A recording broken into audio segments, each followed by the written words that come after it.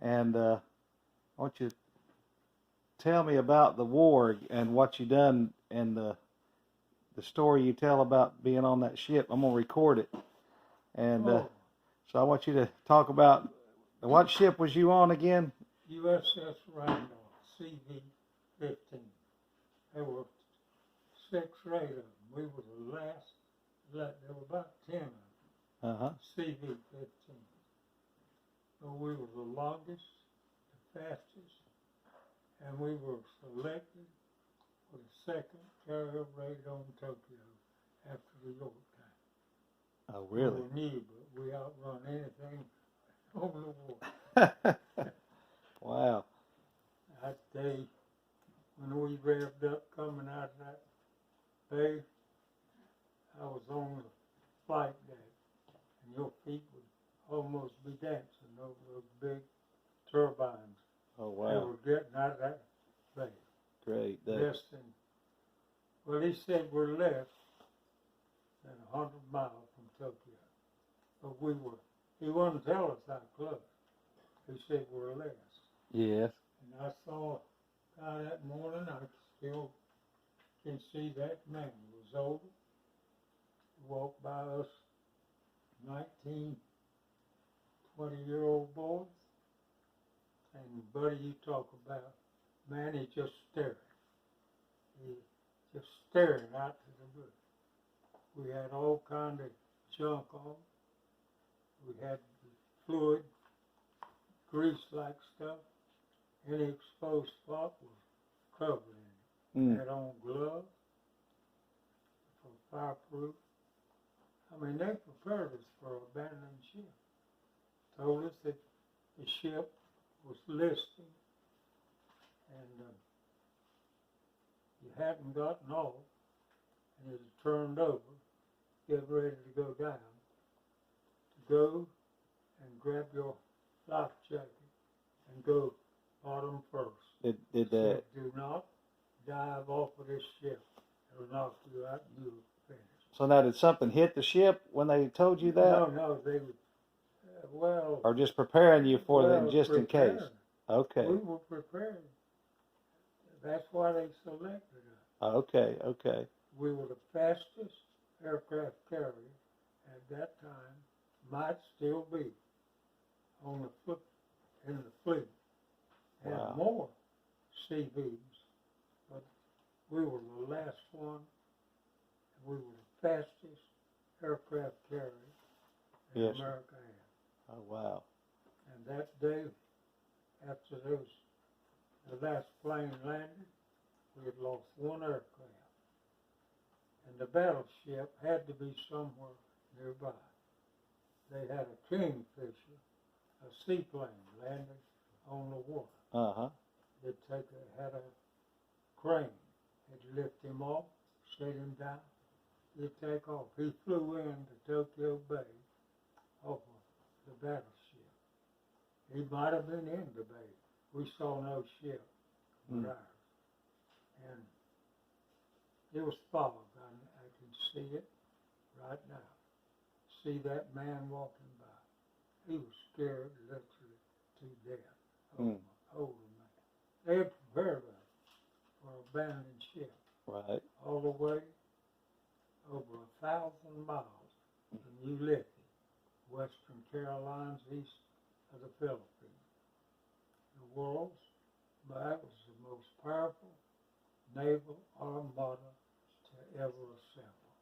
They had other Essex class, about 8 or 9, but we were the longest and the fastest.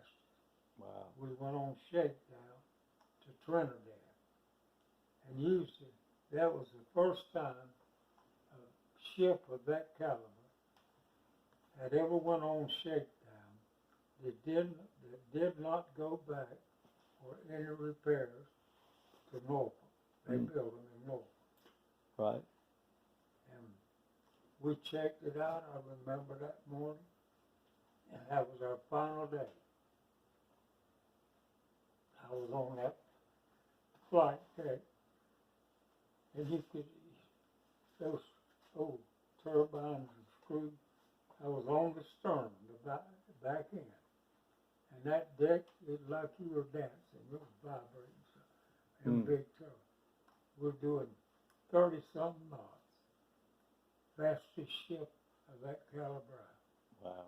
We were selected. They waited for us at Ulysses. That's the western Carolina Islands, east of the Philippines. That was the most powerful naval armada that ever assembled. There were 10, I believe. I got it in a book up there. Essex-class carriers. We were the last, we were the longest, and the fastest. So we were selected to go into Tokyo Bay and bomb Tokyo. Wow.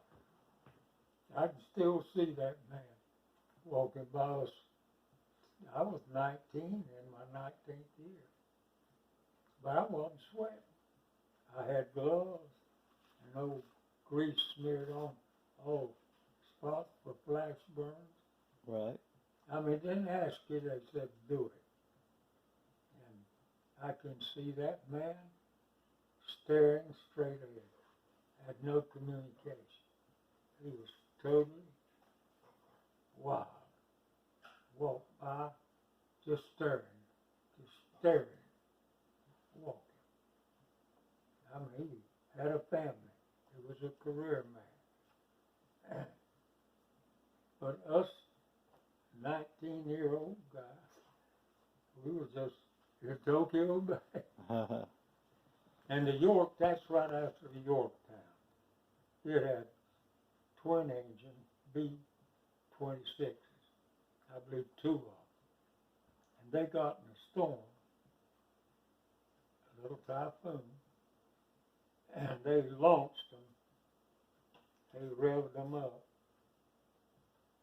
I think I don't know where they had one on the hangar deck, but they launched way out in a little typhoon.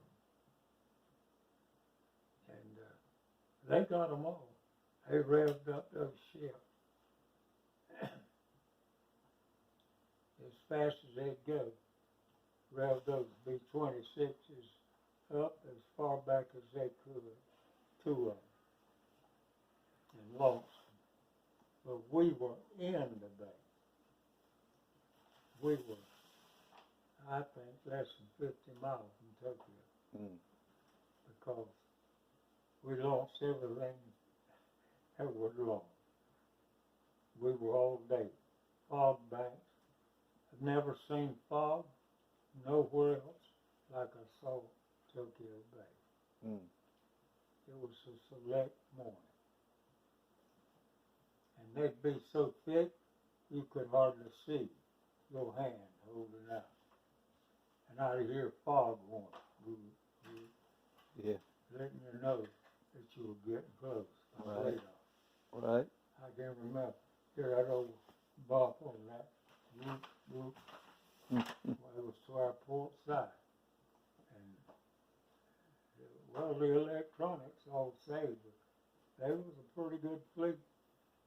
Randolph was the fastest carrier out. Past any of the CV-15s that had been made. The latest thing. And was the longest. And So we now, saw a lot of action, but so now when you saw the Zeros coming in, tell us about that.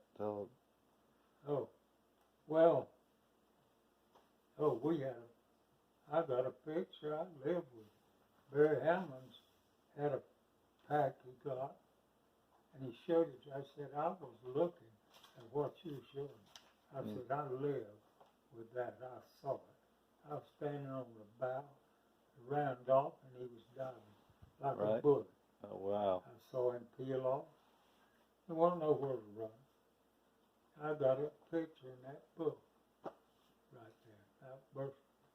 About 17th page about the Randolph. And it's like a city afloat. It was 889 feet long. Wow. That's quite a piece of steel. Yeah. than any of the others. It was the longest and the fastest. They got it up, the last check out off of Trinidad, off South America. And I got to go ashore on one of those islands just east of where that dictator is that morning. North Korea. That was they sent a crew down from North. Right. And they were going to see if we were selected to be that ship. Because we were the latest thing. And I remember that morning they took us out and it got up full steam ahead. We were doing 30-some knots. Mm. That's a 800. Well, it's almost a 3-foot ball field. I was standing on the stern, my feet doing that over the screws down there. Right. Doing 30-some knots. Mm. That's 37 or 38 miles an hour. Right. You talk about a wake, and they had men down from Norfolk to see if that would be the ship selected for the second carrier radon total. And it was. Mm. Everything proved that. We pulled back in, I forget the name of the place, South America. And that's where some of those islands that's so important now, we were there. Mm. Trinidad, I believe. Right. And we went ashore. And those coconut trees, they let us go because we had made the run and had been chosen as the carrier that they were going to use. Right. We didn't go back to Norfolk. It's the only big ship that went on shakedown that never returned for any repair. Oh. They checked it out, said it's ready to go. Wow. And we thought we were coming home. We were leaving Trinidad. Right. Captain Baker come on in the afternoon, and everybody, Joe's going home, going to get us leave before we go. Come on, said we are heading for the Panama Canal. We've been deemed battle worthy, and we're on our way to the South Pacific. Mm. And boy, some of those guys had wives and sweethearts. I didn't have wife nor sweetheart at that time. I was pushing 17, 19. Mm. I might have been my 19th birthday. And So Ida wasn't even in the picture then, huh? no. Oh, okay. I met Ida after I come home. Oh, okay. And Well, now, did you know Ida before you No. left? no. Is that right? Y'all I were knew strangers, of huh? I knew of her. I Oh. did not know her. You didn't go to school with her or anything like that? No. See, I'm about 3 or 4 years old now. Okay. And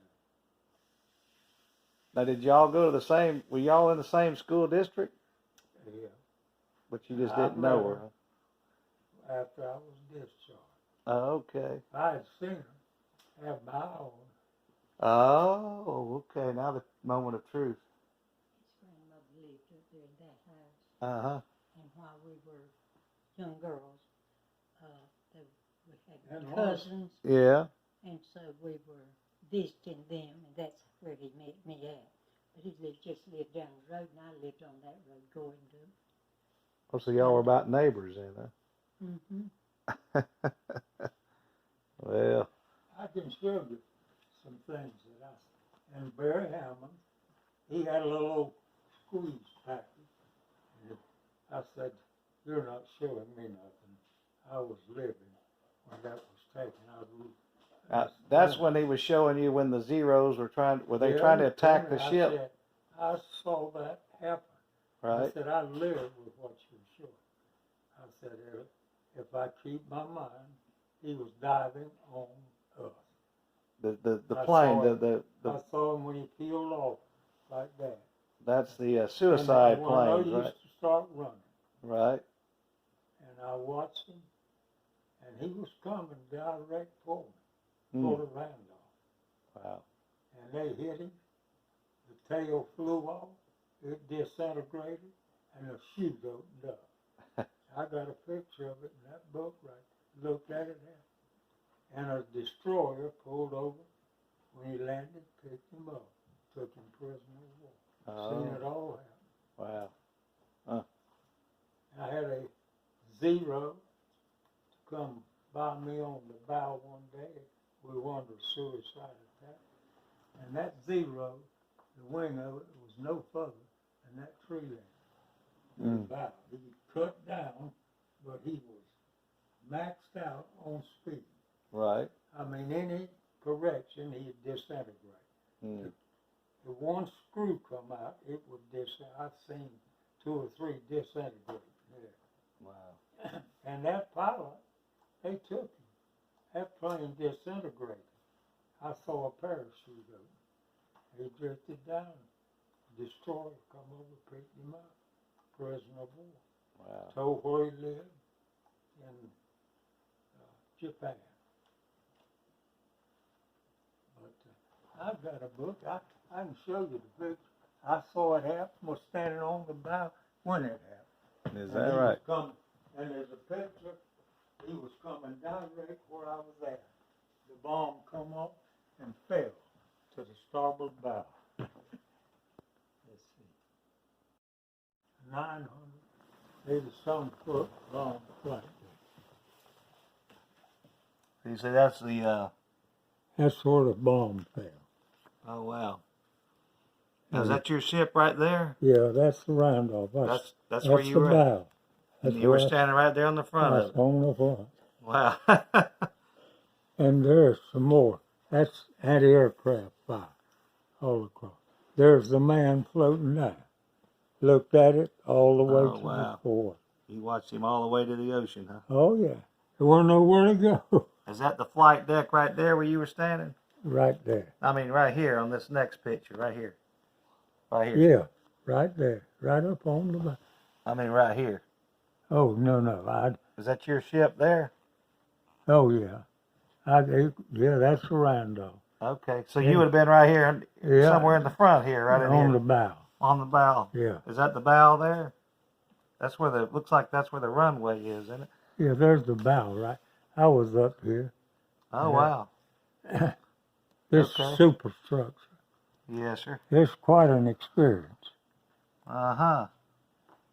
And this guy, they took him prisoner of war. Then this plane exploded around. Uh-huh. It disintegrated. Yes, sir. Oh, yeah. And so while all that was happening... Yeah, that's the man right there. Yes, sir. The debris. Tell us about what was going on back home. Your mama and the church and all of them, what were they doing back here? The morning of second carrier raid after the Yorktown, there was a failure. It wasted out. Uh-huh. They were doing it with B-26s, 20-engine bombs. But they were spotted by a fishing boat. And they knew they had to get them off. And they launched them, and they flew over. They did a little damage. But now that morning, we were in Tokyo Bay. They blew up a airplane factory, I think. That was the main target. So they said. Yes, sir. But they were willing to risk man's lives. Well, you had to. Because the only hope you were there. They were looking to blow you up. You were looking to do the same to them. And it was dangerous territory. Now you're... And young men, I saw that man sweating cold took care of that. He had a family, no doubt. And he Tell was it- like he was in a trance. Yes, sir. Tell us about your mother and all of them praying back here. Oh, the second carrier right on Tokyo, Uh-huh. they had a prayer day that February morning, Yes, sir. and it was in February. And they had a prayer day all over America. Mm.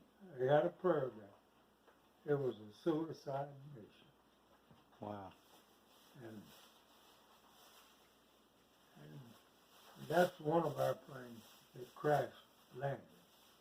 I saw all that stuff happen. I was on the flight deck or hangar deck. I was Yes, in sir. the ground crew, and they were planning to be a pilot. If I'd Wow. have stayed, I would have become a pilot.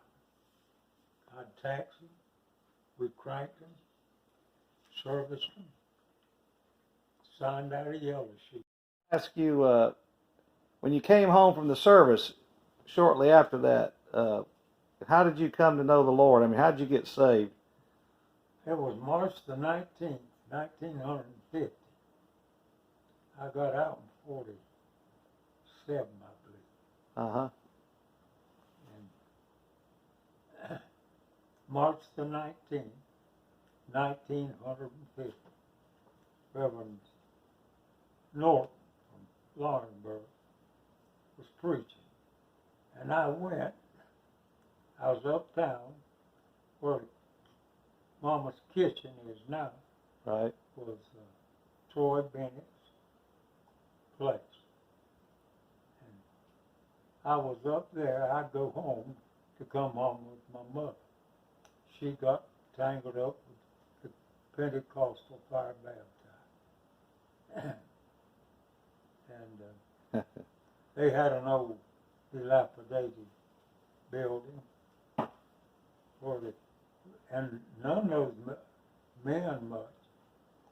I don't, Brother Brack McKee, he was a good guy. He get up and shout good. Uh-huh. But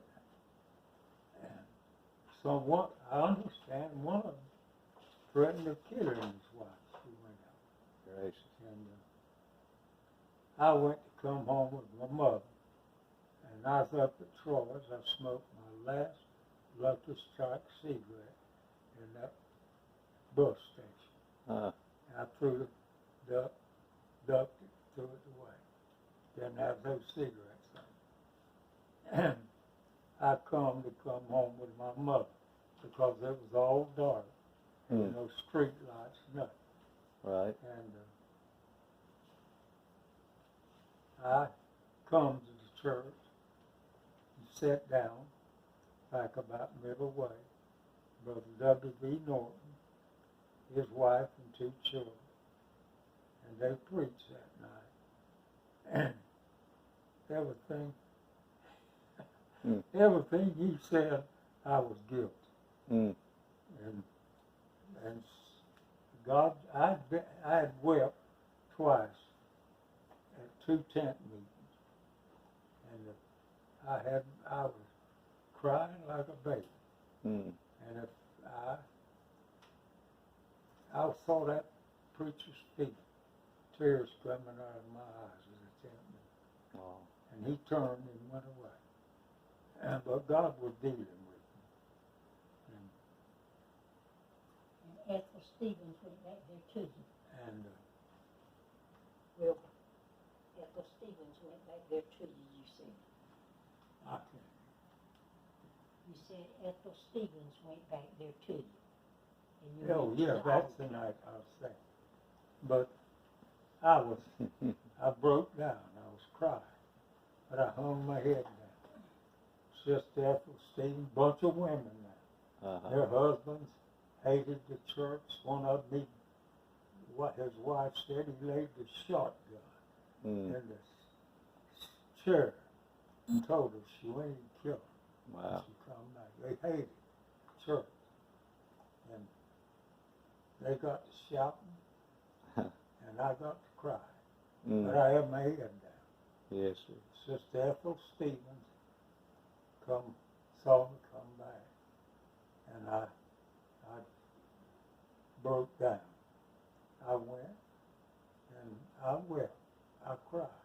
Mm. And God, that was the beginning of Wilbur and God. Well, I knew God. I'd wept in the service a time or two before Yes, sir. in tent meetings, but God would do it. That was the night. Mm. And there was a feeling in me, this is it. Mm. And Ethel started back to me crying. And I broke down, I wept, and God saved me that night. Mm. I was a greenhorn. Yeah. And I had quit smoking. I tried to quit smoking. I quit for a couple of weeks. And I had a fit for a lucky strike. And was back. Right. But since from that night till today, I've never smoked another cigarette. Wow. Mm. And back, and Now, was and you it was going to in the an old dilapidated building. Yeah, was you going to the Holiness Church back then, sister? No, That's before Oh, okay. that's You was Baptist, right? Went to no, Baptist. I want nothing. You were nothing. We went to whatever church was close to us.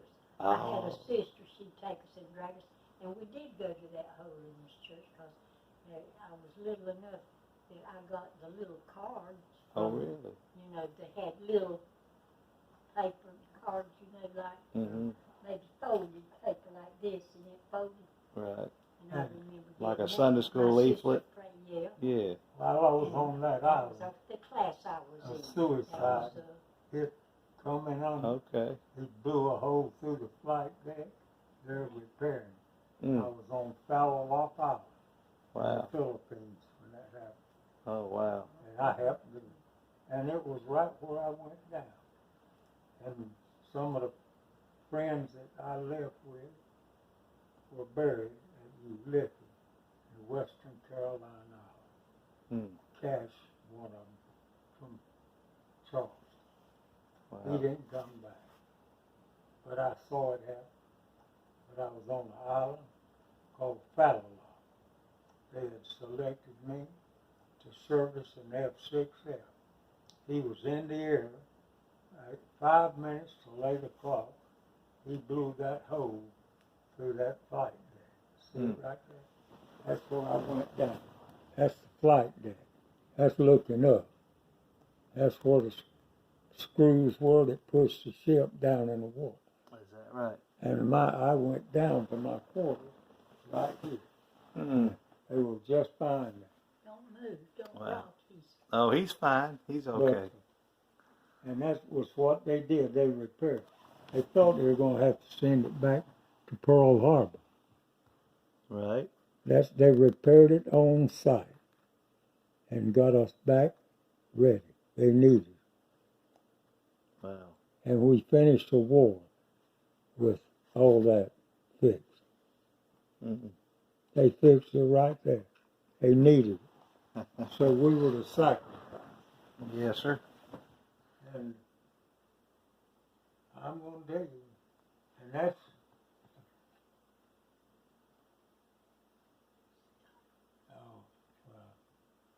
that's they throwing one over the side that it crashed. Uh-huh. It was dangerous stuff. Yeah, And I'm we had bet. a catwalk all the way around flight deck. You could go get on that, run out of your arresting gear. This is where the arresting gear was. There was a crash, 2 cables raised in front of them. If they didn't get that, he'd catch the prop, turn it up like that and stop it. Mm. Then you mess up the whole deal. Yeah. It was quite an operation. Oh, wow.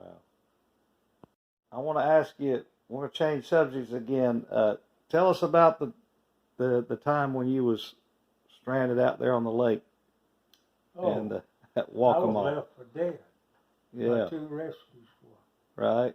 We'll start at the beginning and tell it all the way. Well, How it You went out fishing that day. it was a beautiful day. I parked down below Boys Girls Home, back in that corner. That was Weaver's Pier, I believe. They had a little store there at that time. And there was a little place where you could back down, a little revetment. I'd launched my boat there and went up the side. Yes, sir. Well, I went back into the Scoggin Pond, they call it. There was no houses up in there. Mm-hmm. That was deer country and bear country. And I'd motored from Weaver's Pier down next to front Boys and Girls Home. I'd backed my boat in and left my trailer there and a car. I went up, and I was up by Big Creek, they call it, and fishing along. I got up in the Scoggin Pond, and it was late over in the afternoon. I'd circle back to the undeveloped area, and Boys and Girls Home was, I don't think it was there then. They were getting ready. And I was up above the river mouth. And I saw the cloud coming out of the northwest. And it was calm. And I decided I better get out of there. There was thunder, big thunderheads coming in from the northwest, I believe. Well, they were coming in to Lake Walcomore. Right. I got back, cranked up, headed straight across that lake towards where the boat was. And I got about halfway out in Lake Walcomore, and it was flooded at that time. That storm caught me. I hit a swell, and it threw me out of the boat, I believe. But it filled the boat anyway. I tried to keep it. And I started to try to swim. I had a life jacket hung behind me. I didn't have it on. I didn't have time. I said 3 words, God help me. I was in life and death situation in the heart of Lake Walcomore, 5 miles wide, 7 miles long. And at first swell I tried to dodge, it just filled the boat. Wow. And I started to swim, and I turned back. I said, God help me. That's the 3 words I said, God help me.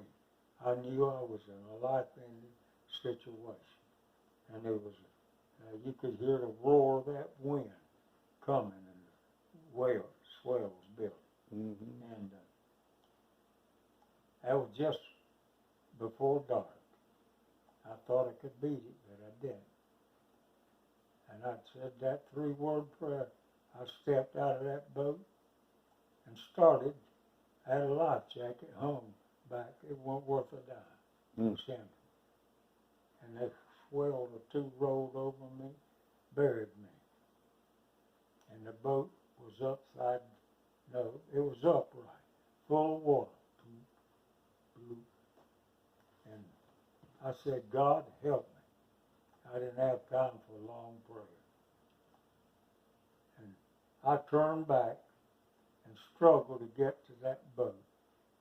And I was thinking, I'd try to calm myself down as best I could. I knew I was in a life-ending situation. Right. There ain't no question about it. And I caught the side of that boat. I was thinking, I calmed myself down. I said, what I do now will determine where I go. Yes. I'll be gone. I calmed down.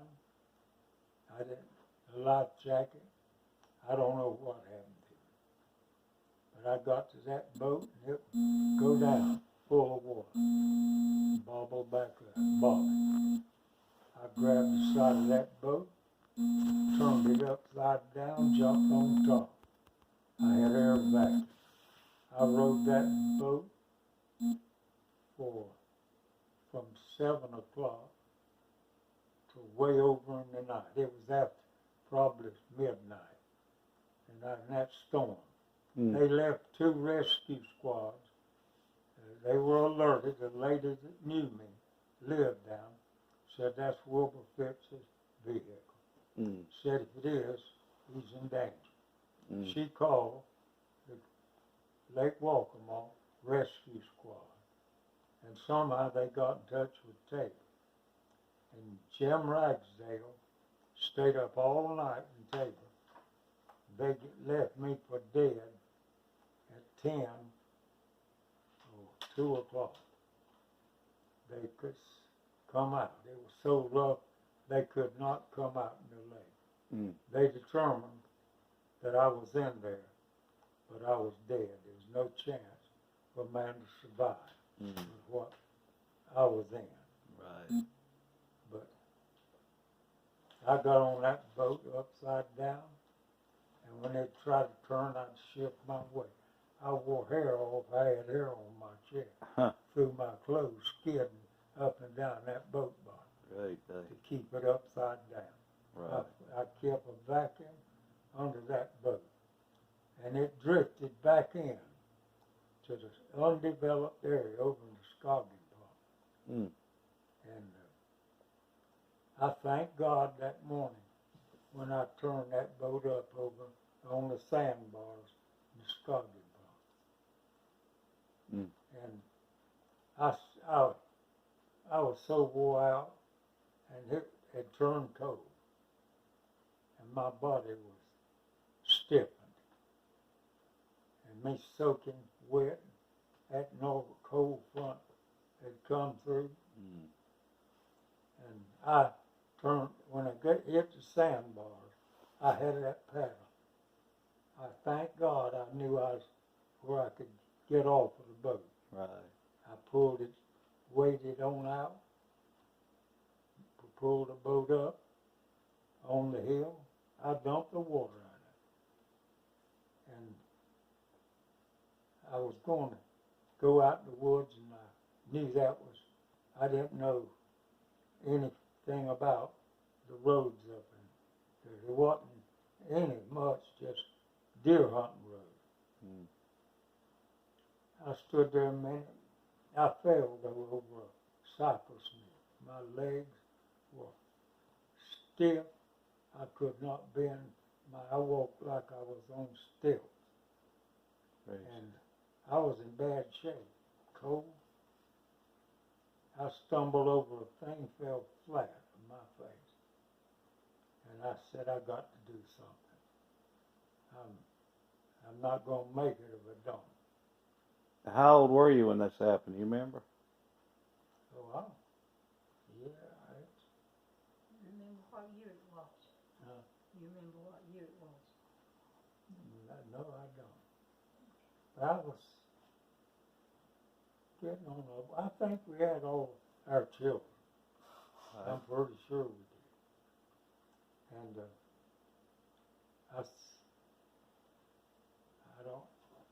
I think I'd lost my shoes, everything. I stood there a minute, pulled the boat up. I was immobile. I could not bend my knees. It was a cold night, a cold front. And I believe I was barefooted. I lost my shoes. But I had my wet clothes. I don't know where I rolled them up. I said, I got to get out of here. So I knew the shortest route. There was no piers. I was back where there's no development. But I knew where the scout camp was. That was the old scout camp up in that corner. I started walking on the edge of the thing the best I could, and stumbling along till I come to the first pier. I had to lay down, roll over. I was stiff-legged, walking stiff-legged, still. And I come to Scoggin Pond up in there, where there were a few settlements. And due to dogs, I walked and would roll over those piers, just water knee deep. And I come to the big creek. Well, I knew the lake territory. Mm-hmm. That's where I come and got on the road. That's I reckon 5 miles from where the car was. And I was barefooted. And I believe I had discarded a lot of stuff. But I thank God for it. I walked out through that parking lot area, got up on the other side of the big creek next to the scout camp up there. I knew it was a long way. I got out and started walking. And I come to where there was some development, but it was in the morning hours. I come to them at 5 o'clock at Boys and Girls Home. I'd walked some 5 miles. Heard one dog bark. I was aware of those little German shepherds. Mm. But now you talking about putting them up, and I couldn't flex to my knees. I was walking stilts, Right. stiff-legged. But and I keep hearing an old dog bark, and I realized that something supernatural was involved. Mm. I'd see that ditch on the inside of the road and the lake.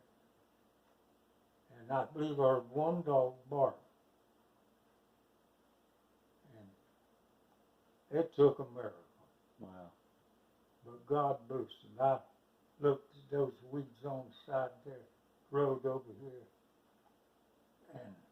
and where the water was around. Right. And they were passing fast.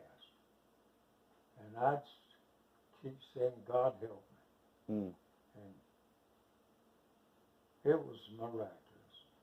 I said, if you don't put God's miraculous deliverance, don't you write one word about me. I said, there's nothing I've done. I said, it's faith in God. That's when the paper showed and up, the right? man agreed, the reporter. The reporter. I told him, I said, if you don't put God's miraculous deliverance, don't you write one word about me. I said, I'm here by God's deliverance. He said that the rescue squad left back out, you say at 2 o'clock. No, 5 o'clock. Left out to leave. And then Oh, well, they come in. It took you took them 10 or 2 o'clock in the morning. Mm. Their little table while sitting. they were looking for you. Oh, yeah. And they couldn't get to him because it was so rough they had to turn Oh, they back. had to come And they out. said that was like 2 o'clock They in give the me up for morning. dead, said And a at man 5 can't o'clock, survive. he had walked from the back end of that. Some 5 or 6 miles. Wow. And was up there And wood. getting in the car and happened to hit the horn, and they come out. Is that right? He was going to drive home. I said, the Lord wouldn't have been offered for him to drive off and left them people said, because everyone still sitting their way. Mm. Wilbur said that man was just took a crying, miracle. tears were running down And his it's God Wow. what done with it. And Mm. I got to the car. I had to drag my legs in. I couldn't pull them in. Wow. I pulled them in. And I knew I couldn't drive. Okay. I cranked the car, and it was automatic. Pulled it down, let it creep up, and I saw some lights, cars parked, and it was Lake Walkmore Rescue Squad across from Boys and Girls Home. I just eased up in the parking lot and put it in park. And trying to get out, I hit the horn. And Philip Strickland come to the door, stuck his head out. He said, "Is that you, Wilbur?" I said, "I that speaking to thee am Wilbur." He said, "Well," I said, "I'm here." And I said, "I need help." I couldn't, my legs had stiffened. Sitting in that car. They helped me in. They stripped me. There's a heavy set guy. He's short. From right across Lake Table. They'd been there all night. Gonna send up a plane to spot my equipment. Pick it up. Said, "We were not looking for you." But I said, "I'm here." I was like a ghost. Wow. And It was. A lot of men have drowned on that lake. They haven't give up all hope on it. I They imagine. told wife and had young. Woo. It was either, was it Mother's Day or was it Easter? When was that? When was that? Oh, last. What month? What year? I don't know. I forgot. I was in the 6th grade when it happened. I was 12 years old. Oh, wow. Donna was a little girl. And I made them It's a all little lifetime pink ago. dresses. Mm. Because I sewed back there and made all their clothes and everything. Oh, In wow. the newspaper, man, it was highlight, man. I said, if you don't put God's miraculous deliverance, don't you write a word about me. I said, I'm here by That should God. have been, And Amen. that's what he put. Yeah. That's wonderful. That's wonderful.